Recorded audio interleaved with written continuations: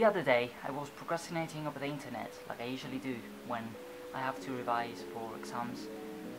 Yeah, I'm like that. So I was doing that when suddenly Wildcast Innocent video appeared.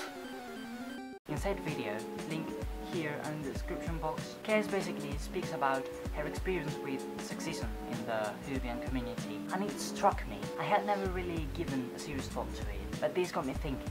Do things like this really still happen? Well, yes, it does seem so. At this point, I realized how privileged I am, and so I set out on a quest to find out more about this issue. At this point, the logical thing to do was to ask a bunch of people about their experiences, to know to what extent these actually happen. And so I did. The results of my little survey research thing were really revealing. The vast majority said that they had never felt excluded or rejected in this kind of nerdy social situation. Furthermore, these girls said that they usually felt integrated, since they are usually the lesser, and guys like to have them around to be able to talk with them about the stuff they like. Something worth saying is that it wasn't shorts, usually specialized shorts, where they felt the most awkward, as the guys that walked there stared at them in surprise or shock. Also, as it was mentioned in Kesia's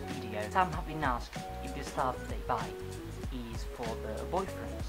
So yeah, all these made me think even further and wonder where this problem might have originated from. Well, nerd culture, roughly as we know it today, probably started in the 40s, 50s with the golden age of comic books, you know, Spider-Man, Superman and all that. It continued with the debut of shows like Doctor Who or Star Trek in the 60s, and from then on it just got bigger and bigger, with the likes of Star Wars and Back to the Future appearing in the 70s and 80s. Some things like the X-Files in the 90s, to the point it is now that it is very widely expanded. And I haven't even mentioned the apparition of role games like Dungeons and Dragons, later video games like League of Legends, card games like Yu-Gi-Oh!, the introduction of anime and manga in the Western culture, and all that stuff. So when it all first appeared, gender roles were much stronger than they are today. Girls were supposed to be playing with dolls and be interested in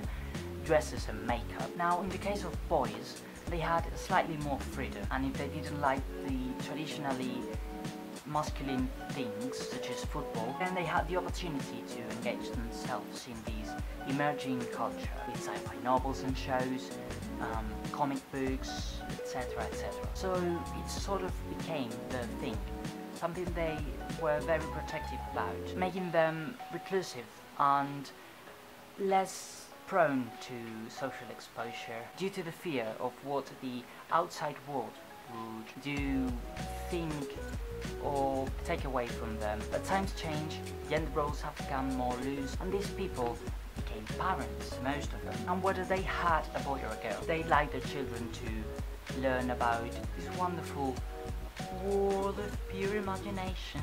And so this culture became part of these children's childhood. And even if it's not their main interest, it sort of makes it more socially accepted and normalized. Thus, it is nowadays an inherent part of popular culture, and it would be stranger to find someone, be it male or female, who hasn't at least heard about these things. And because of these, it's completely understandable that the nerd community has grown so much and consists of both males and females. And whoever doesn't get that is just a bigoted douchebag and plain stupid.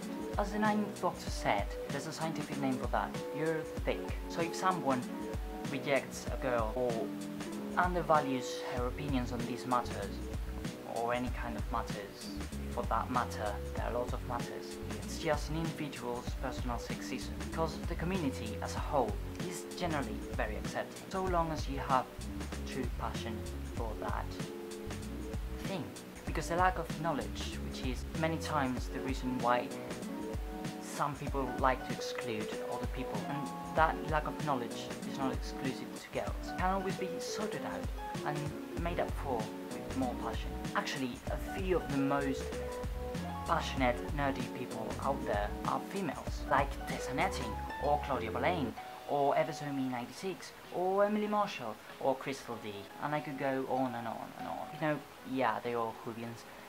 What you gonna do? And yes, this is the end of the video. I have more to say, but we'll leave it for another video. For example, what happens in terms of video games, which seems to have a more aggressive male audience. Stay tuned. Hit that like button if you like the video. If you like, subscribe to see more of these. Next week you've got all my social media links in the description box, and share this video with your friends and with your family, especially with your grandma. And with your pet, wait for it, with your pet Darth Vader. And till the next time, tabs.